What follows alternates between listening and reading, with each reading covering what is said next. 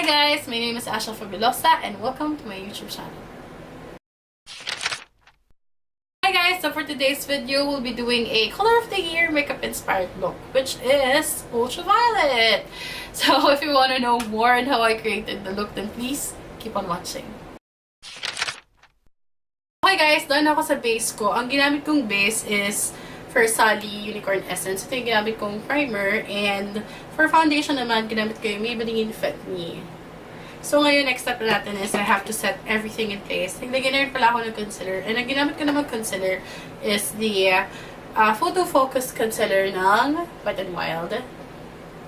Tapos ngayon, sa set ko na lang, I will be using the Too Faced Born This Way setting powder under my eyes. And for the rest of my face, I'll be using the Coty airspun. Coty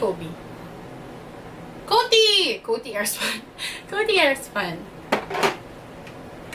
Super love ko tong loose powder na ito kasi it's super fine.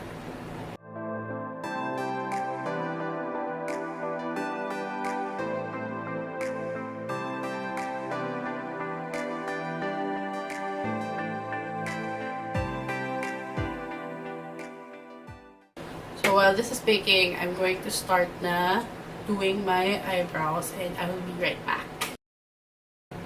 Okay, eyebrows done. Remember, eyebrows are sisters, not twins! Okay, let's proceed na sa eyeshadow.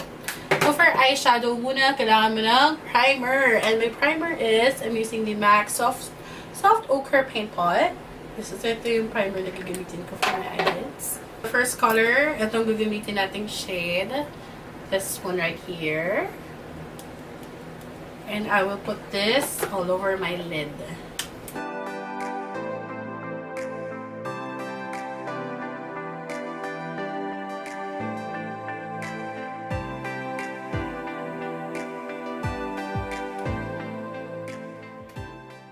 For the crease shade, ang gagamitin nating color is this one.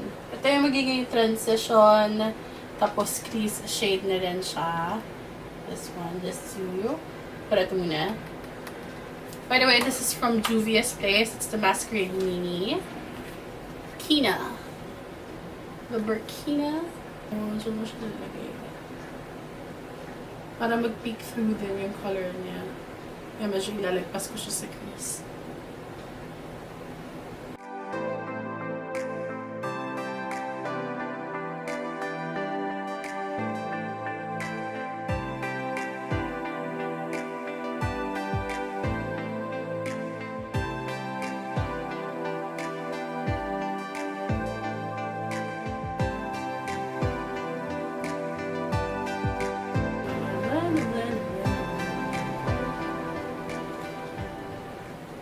So, mag-go na ako dito sa purple na to. Nagilang naman natin siya sa outside. Dito lang ako sa part na to.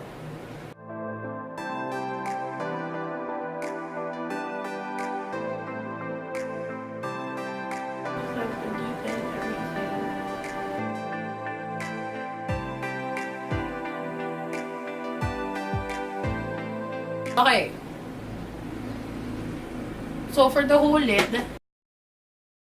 color niya. Yan yung color niya. Nilagay ko all over.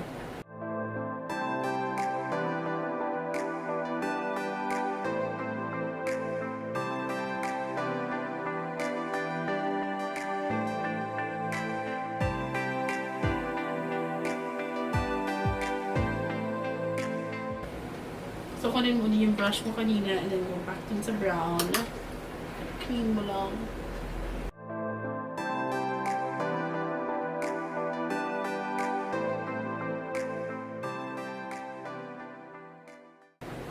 Let's go back ulit.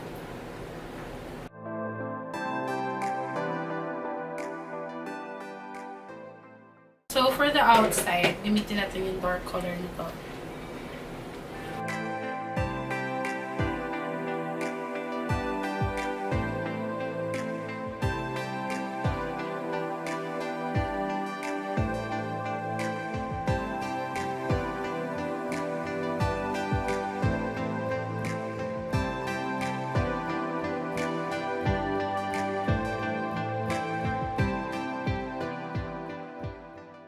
color na to. Itong bright purple na to from the Juvias Base Palette.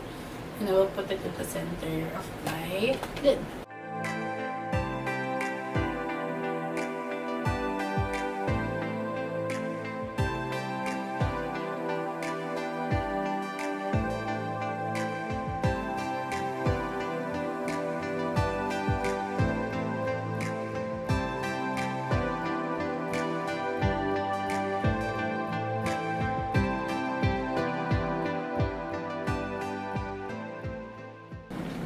Okay, so, sa ilalim naman, don't forget yung under the eye. Spread natin.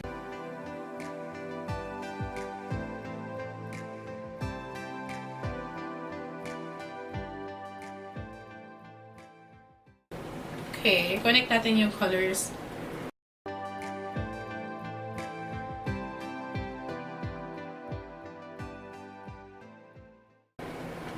Okay, tapos, punta tayo dun sa may kanina, sa may crease color, yung brown. Lagyan natin sa ilalim.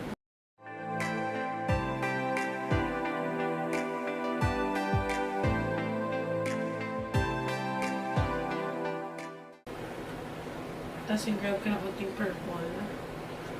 Outside na. Dun sa outer V. Put it here.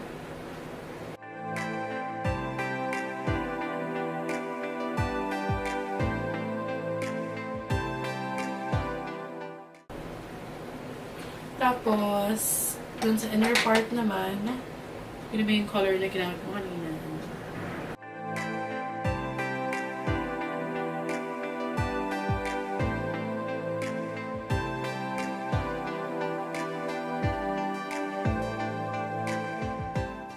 Like lightest sa palette, this one. And I'll put this sa inner corner of my eyes.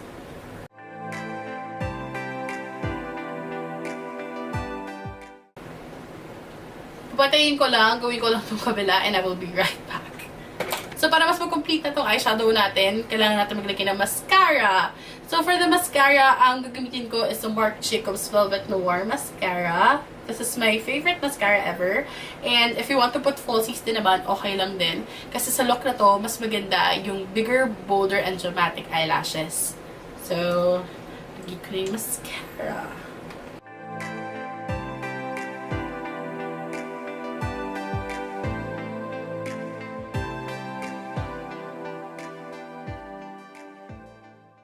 So, mascara done. See, napansin niyo yung difference na mas maganda talaga, mas nag-pop yung color, mas nag-pop yung eyes mo nung naglagay ka na ng mascara, and hindi na siya awkward tingnan.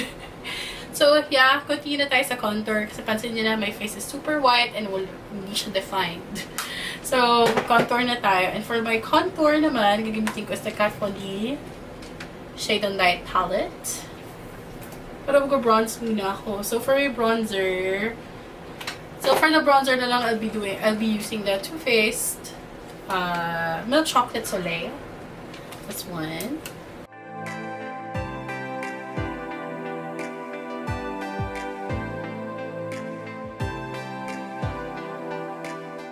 Okay, for the contour,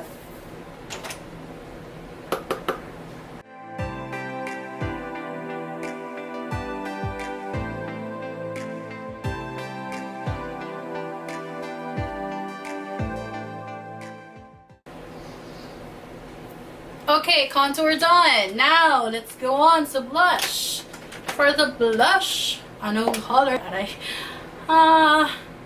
Biti ko na lang tong sample ng Balm Sprays ng the Balm. Wait na itong sample size niya. This color.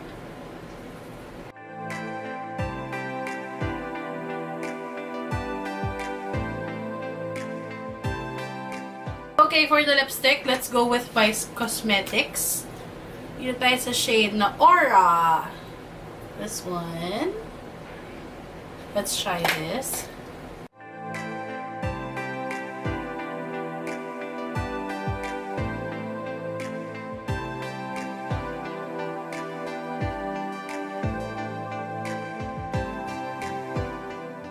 So guys, this is the final look.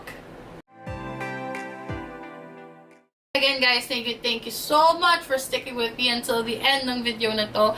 And kapag nag-enjoy nyo or enjoy nyo yung video na to, nagustuhan nyo yung video natin for today, please give it a big thumbs up and please do subscribe if you haven't already. And yeah, if you have any comments or suggestions or any makeup brands you want me to review, just take it down in the comment section below. And yes, I will see you on my next video. Bye!